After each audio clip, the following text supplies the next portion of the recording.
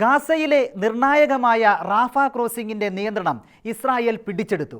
ഈജിപ്തിൽ നിന്നും ഗാസയിലേക്കുള്ള സുപ്രധാന പ്രവേശന കവാടത്തിന്റെ നിയന്ത്രണമാണ് ഇസ്രായേൽ ഏറ്റെടുത്തിരിക്കുന്നത്.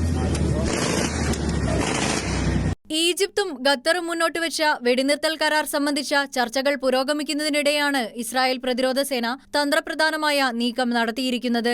ഹമാസ് തീവ്രവാദ സംഘടനയുടെ ഉന്നതരുൾപ്പെടെയുള്ളവരെയും ബന്ദികളെയും അതിർത്തി വഴി കടത്തിക്കൊണ്ടുപോകാനുള്ള സാധ്യത തടയണമെന്നാണ് ഇസ്രായേൽ സേന ലക്ഷ്യമിടുന്നതെന്ന് വിലയിരുത്തപ്പെടുന്നു. ഇന്ന് രാവിലെ ഇസ്രായേലി ടാങ്കുകൾ അതിർത്തിയിലേക്ക് നീങ്ങുന്നതിന്റെ ദൃശ്യങ്ങൾ പുറത്തുവിട്ടിട്ടുണ്ട്. റാഫയുടെ ചില ഭാഗങ്ങളിൽ നിന്ന് പ്രദേശവാസികളോട് ഒഴിഞ്ഞുപോകാൻ ഇസ്രായേൽ സൈന്യം നിർദ്ദേശിച്ച് മണിക്കൂറുകൾക്കകം ഗാസയിൽ വെടിനിർത്തൽ കരാർ അംഗീകരിച്ചുകൊണ്ട് ഹമാസ് രംഗത്ത് വന്നിരുന്നു. ഇതോടെ റാഫ ഹമാസിന് നിർണായകമാണെന്ന് ഇസ്രായേൽ തിരിച്ചറിഞ്ഞിരുന്നു. ഇതോടെയാണ് ഈജിപ്തിലേക്കുള്ള തന്ത്രപ്രധാനമായ അതിർത്തി കവാടത്തിന്റെ നിയന്ത്രണം സേന ഏറ്റെടുത്തിരിക്കുന്നത്. റാഫ ക്രോസിംഗിന്റെ ഗസാൻ ഭാഗത്തിന്റെ നിയന്ത്രണം ഏറ്റെടുത്തതായി ഇസ്രായേൽ സേന സ്ഥിരീകരിച്ചു.